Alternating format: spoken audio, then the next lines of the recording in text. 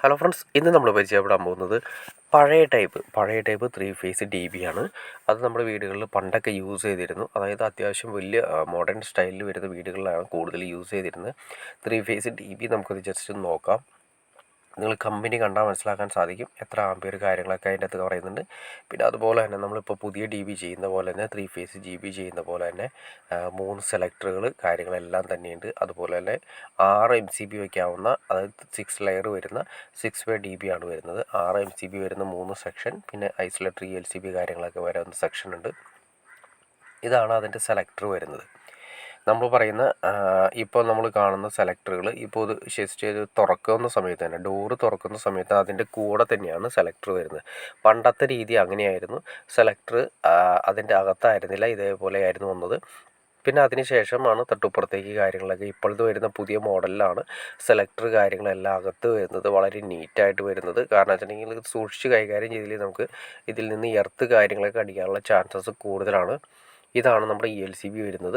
LCB standard എന്ന് പറയുന്ന കമ്പനിയുടെ പണ്ടത്തെ ഉപയോഗിച്ചിരിക്കുന്നത്, ഇപ്പോഴും ഉപയോഗിക്കുന്നുണ്ട്. സ്റ്റാൻഡേർഡ് കമ്പനിയുടെ പണ്ടത്തെ അല്ല, ഇപ്പോഴും സ്റ്റാൻഡേർഡ് കമ്പനിയുടെ LCB യൂസ് ചെയ്യുന്നുണ്ട്.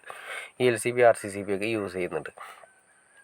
പിന്നെ വരുന്നതെന്ന് വെച്ചാൽ ഓരോ MCBകളാണ്, ഓരോ സർക്യൂട്ടിലേക്ക് വരുന്ന സെപ്പറേറ്റ് MCBകൾ. അതെല്ലാം നമ്മളിപ്പോൾ ചെയ്യുന്ന രീതിയിൽ തന്നെയാണ് വന്നിരിക്കുന്നത്. പിന്നെ അതിൻ്റെ അകത്തെന്ന് വെച്ചിട്ടുണ്ടെങ്കിൽ സാധാരണ നമ്മളിപ്പോൾ ചെയ്യുന്ന ഡി ബിയുടെ അത്രയും സ്പേസ് കാര്യങ്ങളൊന്നും അതിൻ്റെ അകത്തില്ല. അപ്പോൾ അതുകൊണ്ട് ചെയ്യുന്ന സമയത്ത് കണ്ടോ, അതിൻ്റെ താഴെയാണ് ലിങ്ക് ഇരിക്കുന്നത്. എർത്ത് ലിങ്ക് താഴെ ഇരിക്കുന്നുണ്ട്. ജസ്റ്റ് അതിൻ്റെ മുകളിൽ ഏറ്റവും മുകളിലായിട്ട് ന്യൂട്രൽ ലിങ്ക് ഇരിക്കുന്നുണ്ട്. അത് ഒരുപാട് വ്യത്യാസങ്ങളുണ്ട്. ഇപ്പോഴത്തെ വരുന്ന പുതിയ ഡി ബി ആയിട്ട് ഒരുപാട് വ്യത്യാസങ്ങളുണ്ട്. പണ്ടത്തെ സിസ്റ്റം അനുസരിച്ചിട്ടാണ് ഈ വന്നിരിക്കുന്നത്.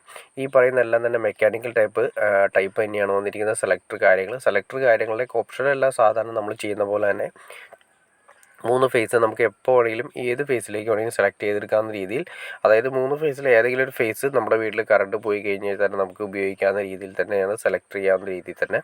പിന്നെ ഇതിനോട് അറ്റാച്ച് ചെയ്ത് നമ്മൾ ഇൻവെർട്ടർ സെറ്റ് ചെയ്തിരിക്കുന്നതാണ് ഈ കാണുന്നത്. ഇൻവെർട്ടർ നമ്മൾ സെപ്പറേറ്റ് ഒരു ബോക്സൊക്കെ കൊടുത്തതിന് ശേഷം അതിലൂടെ സെപ്പറേറ്റ് സെറ്റ് ചെയ്തിരിക്കുന്നു.